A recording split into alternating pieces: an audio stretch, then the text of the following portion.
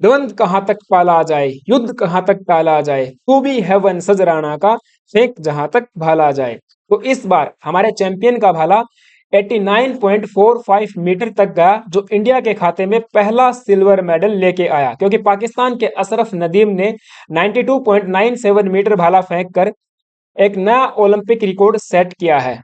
क्योंकि आप देखोगे टोक्यो ओलंपिक 2020 में नीरज चोपड़ा ने 87.58 मीटर के साथ गोल्ड मेडल सिक्योर किया था, लेकिन इस बार 87 मीटर से ज्यादा 6 खिलाड़ियों ने भाला फेंका है। तो सभी खिलाड़ियों ने अपना सर्वश्रेष्ठ प्रदर्शन करते हुए एक नया कीर्तिमान स्थापित किया है, अपने ही रिकॉर्ड को ब्रेक करते हुए नजर आए। और ओलंपिक रिकॉर्ड की बात करें तो बीजिंग ओलंपिक 2008 में ये 90.57 मीटर सेट किया गया था नॉर्वे के खिलाड़ी एंड्रयू के द्वारा, जो कि पाकिस्तान के नदीम ने इस बार ब्रेक कर दिया है। और ये मैच यदि आपने देखा हो तो काफी इंटरेस्टिंग था। इसमें 6 राउंड देखने को मिले और फर्स्ट राउंड में ही तीनों ही मेडल विजेता फाउल थे। नीरज चोपड़ा, नदीम असरद और पीटर एंडरसन, तीनों की तीनों फाउल थे, लेकिन सेकंड अटेम्प्ट में इन्होंने ये वाला रिकॉर्ड जो है सेट किया।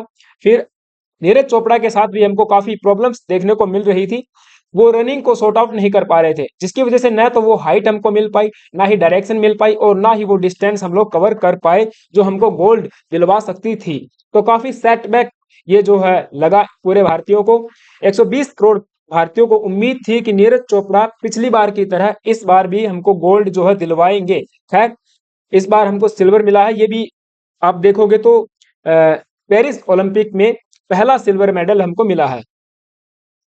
एंड पाकिस्तान के असरद की बात करें तो इनका भी काफी बेहतरीन परफॉर्मेंस रहा।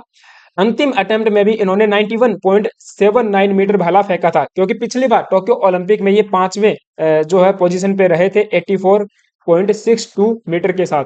अब कहा यह भी जाता है कि पाकिस्तान के जो असरद नदीम है, इनको कोई स्पॉन्सर ही इस बार नहीं मिल रहा था, न पाकिस्तान की गवर्नमेंट ने इनकी मदद की और ना ही इनको कोई स्पॉन्सर मिल रहा था, बट बावजूद उसके अपनी मेहनत के बलबूते इन्होंने जो है ये नया कीर्तिमान स्थापित किया है।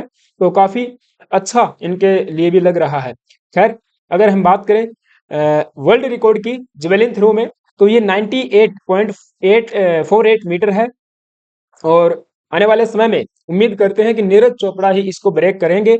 और ओलंपिक रिकॉर्ड की बात करें तो अभी हमने एंड्रयू के बारे में बात किया था, जो कि 90.57 मीटर था, जो ब्रेक हो चुका है।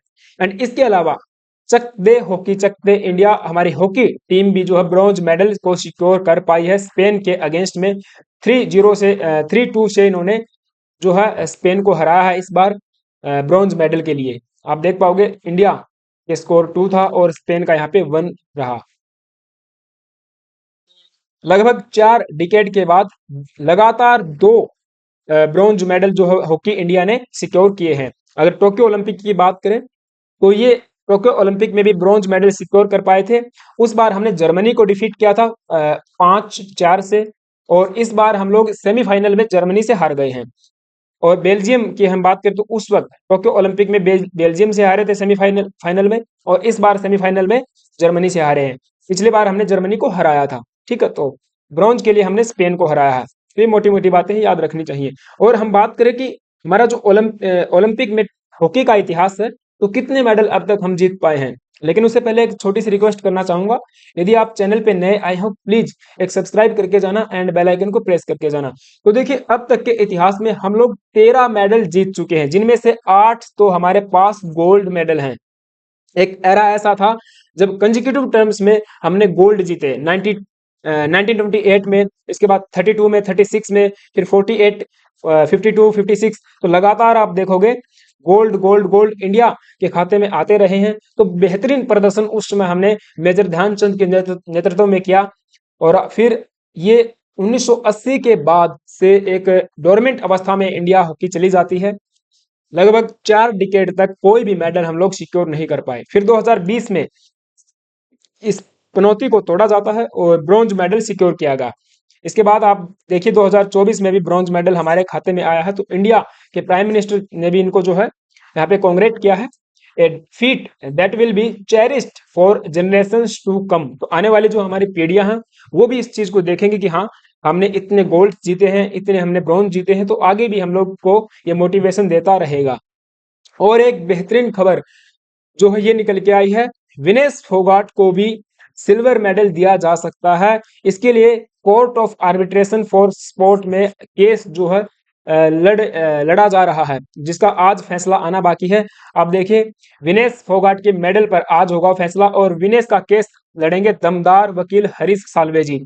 अब इस बात की उम्मीद जो है जगी है कि भारत की बेटी विनेश फोगाट को न्याय मिलेगा, उनको सिल्वर मेडल भी जो है मिल जाएगा और ये ज्वाइंट सिल्वर मेडल इनको दिया जा सकता है।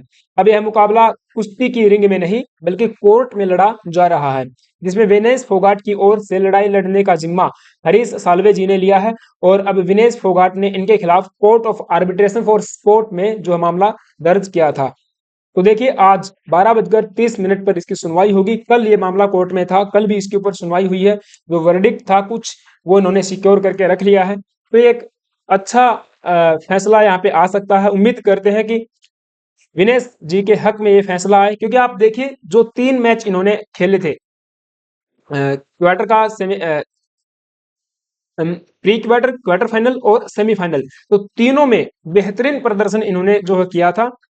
अपने प्रतिद्वंदी को डिफेंड का मौका ही इन्होंने नहीं दिया। तो ये भी इनका मैच जो है देखने लायक था। तो हो सकता है, उम्मीद है, एक जगी है उम्मीद कि सिल्वर मेडल यहाँ पर भी आ सकता है। अगर आप लोग इंडिया की टैली देखोगे तो हम लोग 64 नंबर पे हैं।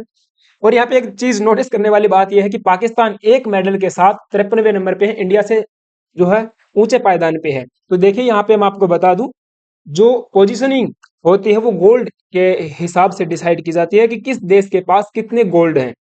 अगर आप देखोगे, यूनाइटेड स्टेट्स ऑफ अमेरिका यहाँ पे पहले स्थान पे है, क्योंकि इनके पास 30 गोल्ड आ चुके हैं। कल तक चाइना ऊपर चल रहा था और यहाँ पे चाइना के पास अभी 29 गोल्ड है। तो ऑस्ट्रेलिया के पास 18 गोल्ड हैं। तो जिन जिन देशों के पास गोल्ड अधिक हैं, चाहे मेडल्स टोटल मेडल कितने भी हो, लेकिन गोल्ड यहाँ पे काउंट किए जाएंगे। तो गोल्ड जितने होंगे वही आपकी पोजीशन को डिफाइन करेगा। तो इंडिया की पोजीशन, अगर एक गोल्ड भी यहाँ पे आ जाता तो टॉप 50 में हम लोग चले जाते, राइट। ये यहाँ पे नोटिस करने वाली बात होती। खैर, अब जो भी है इसे सबर करना पड़ेगा। हालांकि मैं आपको बता दूं, दो और मेडल अभी आ सकते हैं। एक इसमें ब्रॉन्ज रहेगा और एक यहाँ पे हमको गोल्ड भी या सिल्वर भी मिल सकता है। एक ब्रॉन्ज मेडल हमको अमित सहरावत जी दिलवा सकते हैं। अब देखिए, इन्होंने कल ही सेमीफाइनल के लिए सिक्योर किया था। हालांकि सेमीफाइनल में ये डिफीट हो चुके हैं। अब ये ब्रॉन्ज के लिए आज इनका मैच होने वाला 10:45 पर शाम को, और ये लड़ेंगे प्यूर्टो रिका के खिलाड़ी एरियन क्रूज के साथ में। तो सेमीफाइनल में हार चुके हैं, लेकिन पहले इनके जो 2 मैच थे वो आपने देखे होंगे। जो क्वालिफाइंग करने के लिए जो मैच थे, वो बेहतरीन प्रदर्शन इन्होंने किया। मैंने ये मैच देखे, इन्होंने इस खिलाड़ी को हराया था, जो कि अल्बानिया के हैं और ये अल्बानिया के वर्ल्ड चैंपियन रह चुके हैं। इनको इन्होंने डिफेंड करने का मौका ही नहीं दिया इनको भी। ये भी अच्छा मैच हमको देखने को मिला। अब शाम को आज देखते हैं कि एक ब्रॉन्ज और हमारे खाते में आ सकता है। एंड इसके अलावा अदिति अशोक की बात की जा सकती है, जो कि गोल्फ में इंडिया को कोई ना कोई एक मेडल दिलवा सकती हैं, क्योंकि क्वालिफाई कर चुकी हैं अगले राउंड में जाने के लिए। तो ये अभी तक जो डेट्स थी। एंड आई होप कि कुछ ना कुछ खुशी आपको ये सुनकर मिली होगी।